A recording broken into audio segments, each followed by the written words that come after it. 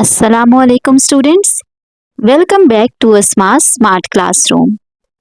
आज हम grade 4 mathematics का unit 3 exercise 3D multiplication strategies को बहुत ही इंटरेस्टिंग वे में समझने जा रहे हैं। इस लेसन में हम सीखेंगे different multiplication with the same answer, arrays क्या होती हैं और कैसे हेल्प करती हैं, फैक्टर पेयर को आइडेंटिफाई करना और एक smart multiplication trick double one number and half the other, जिससे कैलकुलेशंस बहुत इजी हो जाती हैं। मैं हर कॉन्सेप्ट को step by step easy examples और प्रैक्टिस क्वेश्चंस के साथ एक्सप्लेन करूंगी ताकि हर स्टूडेंट आसानी से समझ सके। तो अगर आप ग्रेड 4 के स्टूडेंट हैं या मैथ्स को इजी वे में सीखना चाहते हैं तो वीडियो को एंड तक जरूर देखिए। Let's get started. Open your book, open page number 48। It's exercise 3D multiplication strategies.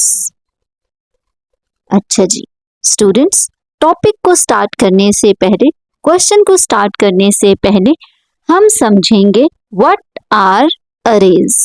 अरे क्या होती है? An array is a way of arranging objects in equal rows and equal columns. It help us understand multiplication easily. अच्छा जी, अरे क्या होती है? ये एक वे है ऑब्जेक्ट्स को, नंबर्स को अरेंज करने का in equal rows and equal columns. और ये हमें किस चीज में हेल्प करती है? मल्टीप्लिकेशन में हेल्प करती है। Okay student, look at the picture. अगर मैं देखूं तो बुक पर एक पिक्चर बनी है, ये जो रेड डॉट्स बने हैं, ये इसमें देखूं तो कितनी रोज हैं हमारे पास? 1 2 3। और कितने कॉलम्स हैं हमारे पास? 1 2 3 4 5 6 7 8। 8 कॉलम्स हैं। कितनी रोज है? 3 रोज हैं और 8 कॉलम्स हैं। और अगर मैं देखूं तो हर रो में कितने डॉट्स हैं? 1 2 3 4 5 6 7 8। 3 रोज हैं और हर रो में कितने डॉट्स हैं? 8 डॉट्स हैं। तो 3 8 टाइम्स क्या हो जाएगा? 24। This means 3 groups of 8 make 24। इसका क्या मतलब है कि 3 ग्रुप्स ऑफ 8 को मिलाएं तो क्या बनता है? 24 बनता है। We can also look at it another way. There are 8 columns and each column has 3 dots. So we can also write. अच्छा जी, ये तो अभी हमने एक तरीका देखा था। अगर हम दूसरा तरीका देखें तो वो हम क्या कर सकते हैं कि हमारे पास 8 कॉलम्स हैं। मैंने आपको काउंट करके भी बताए थे। 8 कॉलम्स हैं और हर कॉलम में कितने डॉट्स हैं? 3 डॉट्स हैं। तो 8 3 टाइम्स भी क्या होगा? 24 होगा। Both multiplication sentences have the same answer because the total number of dots is still 24. ये जो दोनों मल्टीप्लिकेशन सेंटेंस लिखे हैं, ये हमारे पास क्या है? इनके आंसर सेम आ रहे हैं क्योंकि हमारे पास डॉट्स कितने हैं? टोटल 24 ही हैं। So remember this simple definition. An array is a neat arrangement of objects in equal rows and equal columns to show multiplication. Now, read the question with me. Question number 1 is, make 4 different arrays for 24 using counters. Write the multiplication that each array shows. Question का क्या मतलब है कि हमने 24 बनाने के 4 different multiplication facts लिखने हैं। क्या बनाना है हमने? 24 और 24 बनाने के 4 डिफरेंट मल्टीप्लिकेशन फैक्ट्स लिखने हैं। जैसे मैंने ऊपर तो 2 लिख दिए थे, इसी तरह हमने कितने लिखने हैं? 4 लिखने हैं। चलिए मिलकर स्टार्ट करते हैं। स्टूडेंट्स, अगर मैं लिखूं 1 मल्टीप्लाई बाय 24 तो वो मेरे पास क्या आएगा? 24 आएगा। अच्छा जी, अब मैं लिखूं कि 2 मल्टीप्लाई बाय 12 तो 2 12 टाइम्स भी क्या होता है? 24। चलो मल्टीप्लाई करके दिखा देती हूँ आपको। 12 2 times, 2 2 times is 4 and 2 1 times is 2। ठीक है, नेक्स्ट 2 के टेबल में भी देख लिया, 3 के टेबल में देखते हैं। 3 के टेबल में तो 8 आता है। 3 8 टाइम्स इज 24। नेक्स्ट 4 के टेबल में भी आता है। 4 6 टाइम्स इज 24।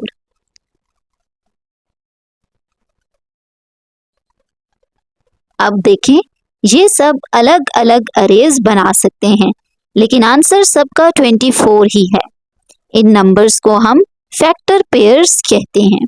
ये जो हमने नंबर्स लिखे हैं ना, ये क्या है? हमारे पास फैक्टर पेयर्स हैं।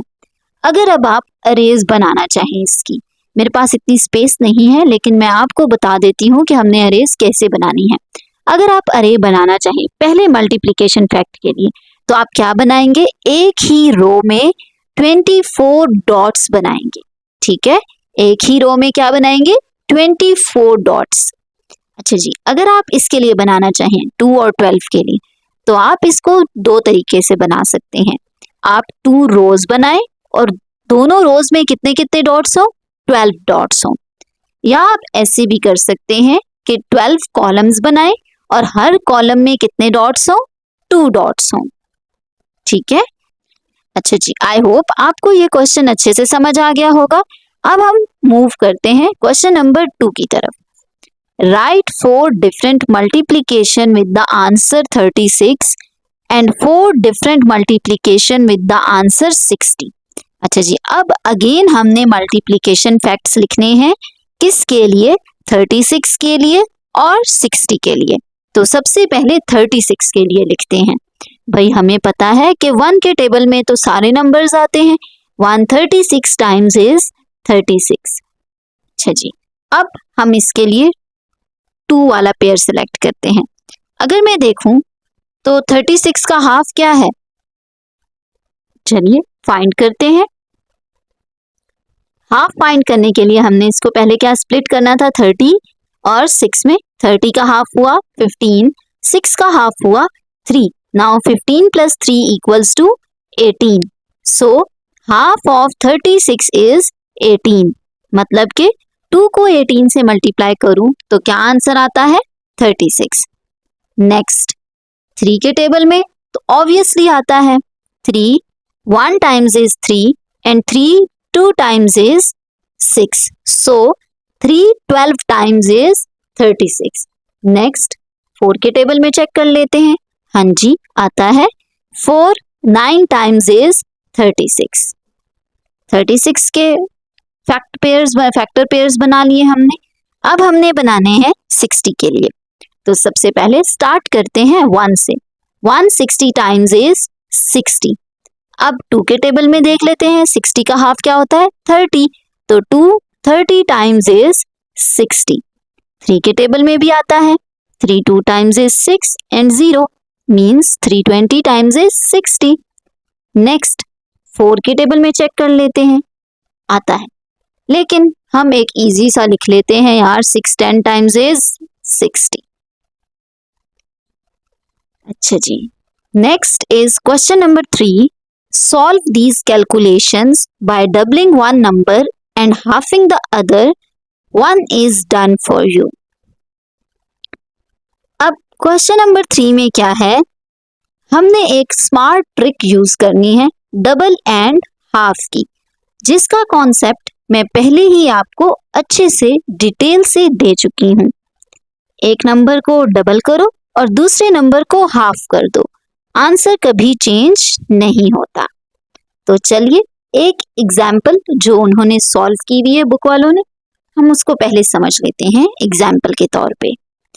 अच्छा जी, मैंने अभी आपको क्या बताया कि एक नंबर को डबल करना है और दूसरे नंबर का क्या लेना है, हाफ लेना है। 18 का डबल करते हैं। 18 को स्प्लिट करें पहले, 10 और 8 आ जाएगा। 10 का डबल करें 20, 8 का डबल करें 16। 20 प्लस 16 इक्वल्स टू 36। पहले नंबर का डबल करना है, सेकंड नंबर का हाफ लेना है। Half of 4 is 2। अब इन दोनों को मल्टीप्लाई कर दें तो आंसर क्या आ जाएगा, 72। यही ट्रिक हमने नीचे वाले क्वेश्चंस में भी अप्लाई करनी है। अच्छा जी, B part is 27 multiply by 4 becomes. अभी मैंने आपको बताया था कि हमने अपने फर्स्ट नंबर का क्या लेना है, डबल। 27 को डबल करना है।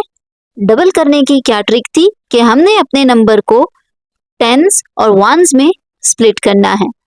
टेंस में स्प्लिट करेंगे तो 20 और ये 7। Now take the double of 20। The double of 20 is 40 and the double of 7 is 14. Now 40 plus 14 equals to 54 and half of 4 is 2. Now 54 multiply by 2. चलिए जी, 2 4 times is 8 and 2 5 times is 10. So 54 multiply by 2 equals to 108. Okay जी, next is the C part. 13 multiply by 4 becomes. सबसे पहले हमने क्या करना है, 13 का double, तो इसको स्प्लिट करते हैं। ये स्प्लिट हो गया 10 and 3। Double of 10 is 20 and double of 3 is 6। Now 20 plus 6 equals to 26 and half of 4 is 2. Now 26 multiply by 2 equals to 2 6 times is 12, 2 1 carry, 2 2 times is 4, 4 plus 1 equals to 5. Next 26 multiply by 4 becomes। सबसे पहले हमने 26 को double करना है। करते हैं जी, ये split हुआ 20 और 6 में। Double of 20 is 40 and double of 6 is 12. Now 40 plus 12 equals to 52 and 52 multiply by half of 4 is 2. 2 2 times is 4 and 2 5 times is 10. Next is 28 multiply by 4.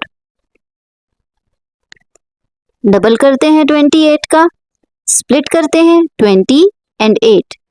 Double of 20 is 40 and double of 8 is 16. Now 40 plus 16 equals to 56 and half of 4 is 2. Now 56 multiply by 2. 2 6 times is 12. 2 1 carry, 2 5 times is 10 and 10 plus 1 equals to 11. Next is 30 multiply by 4. सबसे पहले 30 का double कर लेते हैं, वो अगर हम देखें तो 60 आता है and half of 4 is 2. 2 0 times is 0 and 2 6 times is 12. So 60 multiply by 2 equals to 120. अच्छा जी, ये तो था हमने अपने एक नंबर को डबल किया और दूसरे नंबर को हाफ किया, हमारे आंसर्स आ गए। लेकिन क्या आपने ये जो ओरिजिनल नंबर्स लिखे हैं इनको मल्टीप्लाई करके चेक किया है कि ये आंसर आता है या नहीं? तो चलिए चेक करते हैं। ये तो हमने ट्रिक के साथ किया है ना, सिंपल मल्टीप्लिकेशन करके चेक करते हैं। 27 मल्टीप्लाई बाय 4 करते हैं। 4 7 times is 28, 8 2 carry, 4 2 times is 8 and 8 plus 2 equals two 10। Answer आ गया सेम। ट्रिक से करें या सिंपल करें, लेकिन उसने ऊपर क्या कहा है, क्वेश्चन में मेंशन किया है कि हमने अपने पहले नंबर का डबल लेना है और सेकंड नंबर का हाफ लेना है, इसलिए हमने ट्रिक के साथ सॉल्व किया है, सिंपल मल्टीप्लिकेशन नहीं की। आई होप आपको अच्छे से समझ आ गया होगा। अब मैं आपको स्क्रीन पर एक क्वेश्चन शो कर रही हूँ जिसका आंसर आपने मुझे कमेंट बॉक्स में जरूर देना है। स्ट्रेच जोन में आपको नजर आ रहा होगा। Can you explain the pattern in your answers to question 3D to F? अच्छा जी, क्वेश्चन 3 में D से F तक ये जो 3 पार्ट्स हैं इनका पैटर्न आपने डिस्क्राइब करना है कि इसमें आपने क्या पैटर्न यूज किया है, आपको कौन सा पैटर्न नजर आ रहा है। कमेंट बॉक्स में जरूर बताइएगा। Excellent work students. आज हमने अरेज, फैक्टर पेयर और डबल एंड हाफ स्ट्रेटजी को बहुत इजी वे में सीखा है। अगर आपको लेक्चर पसंद आया हो तो लाइक करें, शेयर करें और चैनल को सब्सक्राइब करना ना भूलें। मिलते हैं नेक्स्ट लेसन में। Till then keep learning and keep shining. अल्लाह हाफिज स्टूडेंट्स।